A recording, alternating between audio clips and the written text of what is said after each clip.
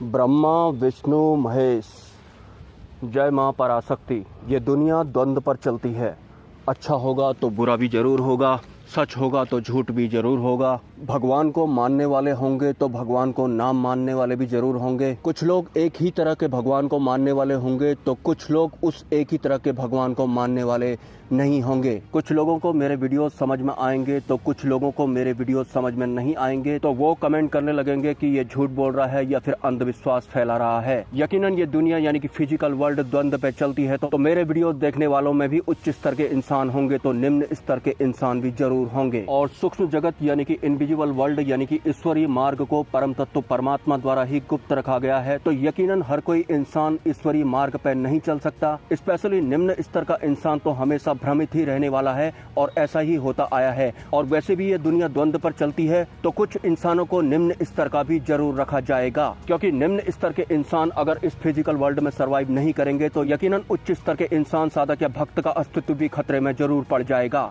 जैसा कि मैंने बताया कि ये दुनिया द्वंद्व पे चलती है तो यकीनन मेरा ये चैनल भी द्वंद्व पे जरूर चलेगा, तो निम्न स्तर और उच्च स्तर के इंसान मेरे चैनल पे आते जाते रहेंगे। ईश्वरीय मार्ग पे अगर सात्विक रूप में आप चल रहे हैं तो यकीनन आपको लॉयल होना पड़ेगा, क्योंकि उच्च स्तरीय सात्विक दिव्य शक्तियां भी अपने भक्त या साधक के लिए लॉयल होती हैं। तो भगवान को आजमाने की मनसा को लेकर या फिर कैलाश पर्वत में भगवान शिव हैं या नहीं है, इस मनसा के साथ अगर आप कैलाश पर्वत में चढ़ाई करेंगे तो यकीनन आपका पतन होना तय है।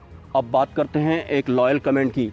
आजकल सोशल मीडिया पे बहुत सारे गुरु बैठे हुए हैं जो कि साधना करवाने के लिए बहुत मोटा अमाउंट चार्ज कर रहे हैं। सोशल मीडिया पे जो गुरु बैठे हुए हैं जो कि आपको दिखाई पड़ रहा है कि वो हर साधना के लिए बहुत मोटा अमाउंट चार्ज कर रहे हैं। जैसा कि मैं अपने वीडियोज में बोलता रहता हूं कि सूक्ष्म संसार को या फिर इस इनविजिबल वर्ल्ड को परम तत्व परमात्मा या फिर देव सत्ताओं द्वारा ही गुप्त रखा गया है और कुछ मंत्रों को या फिर कुछ साधनाओं को किलित किया गया है, मतलब लॉक किया गया है। क्यों किया गया है? क्योंकि कोई निम्न स्तर का इंसान या साधक उच्चतम स्तर की साधनाएं ना करने पाए और इस प्रकृति को नुकसान ना पहुंचाने पाए। तो सिद्धि प्राप्त करने के लिए जो इंसान या साधक पात्रता रखता होगा, पहले सूक्ष्म जगत की शक्तियां जैसे कि यक्ष गंधर्व किन्नर कुबेर नाग अप्सरा यक्षिणी द्वारा उस साधक की परीक्षा ली जाती है और जब वो परीक्षा पास कर लेता है तो ही वो गुप्त रहस्यों को या फिर मंत्रों को अनब्लॉक कर पाता है।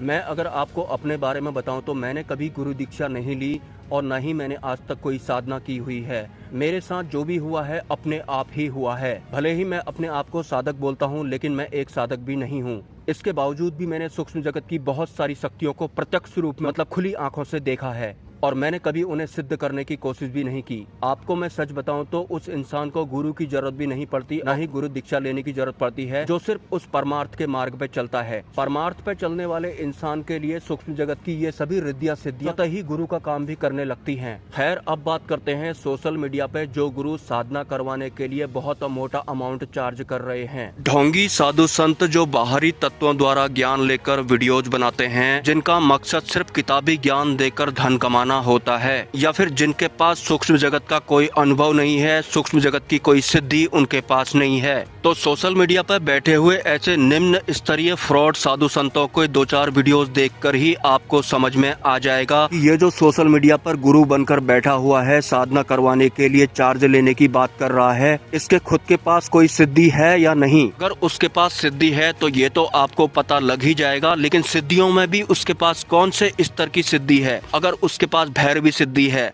माता काली की सिद्धि है, हनुमान जी की सिद्धि है, शिवलोक की कोई सिद्धि है, तो वो गुरु अगर चार्ज ले रहा है तो वो बिल्कुल जायज है। वो कैसे है मैं आपको आगे बताता हूँ। लेकिन जिनके पास कोई सिद्धि नहीं है, जो सिर्फ किताबी ज्ञान आपको बताकर साधना करवाने की बात कर रहे हैं, उन्हें तो आप पहचान ही लेंगे, या फिर आपको अपने अंतकण को या फिर अपने स्तर को इस लायक तो बना ही लेना होगा कि कम से कम आप एक सिद्ध पुरुष को पहचान सकें। एग्जाम्पल लाइक किसी गुरु के पास भैरवी सिद्धि है और वो आपको गुरु दीक्षा के लिए चार्ज कर रहे हैं या फिर कोई साधना करवाने के लिए चार्ज कर रहे हैं, तो वो बिल्कुल जायज है, क्योंकि फ्री में अगर वो साधना करवाने लगेंगे तो निम्न स्तर के हाथों में भी उच्च स्तर का ज्ञान चला जाएगा। मैं ऐसे बहुत सारे गुरुओं को जानता हूँ जिनके पास सिद्धि है और वो साधना करवाने हेतु चार्ज लेते हैं। सिंपली वो अपनी सूक्ष्म जगत की यात्रा के दौरान लॉयल रहे होंगे तभी उनको सिद्धि प्राप्त हुई है। तो अगर ऐसा भगत या गुरु चार्ज ले रहा है तो उसकी जिम्मेदारी बनती है, अगर कोई उनके थ्रू साधना करना चाहता है तो वो साधक भी लॉयल होना चाहिए। उस भगत या उस गुरु की सिद्धि खतरे में पड़ जाएगी अगर किसी निम्न स्तर के इंसान या साधक के हत्थे उच्च स्तर की साधना पड़ गई। तो ऐसा नहीं कि सोशल मीडिया पर खुलेआम उन्होंने साधना का बखान कर दिया और कोई भी निम्न स्तर का इंसान साधना करने बैठ गया। वो साधक या वो शिष्य भी लॉयल होना चाहिए और साधना का चार्ज देने के बाद भी वो इतना लॉयल होना चाहिए कि वो किसी दूसरे इंसान को फ्री में वो साधना ना दे दे। मैं आपको एक सच बताऊं, अगर आप भक्ति मार्ग में, साधना मार्ग में या फिर परमार्थ के मार्ग पे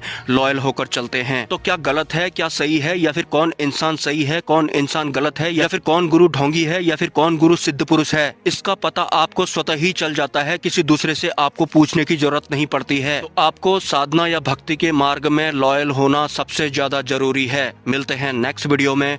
ब्रह्मा, विष्णु, महेश एंड जय मां पराशक्ति।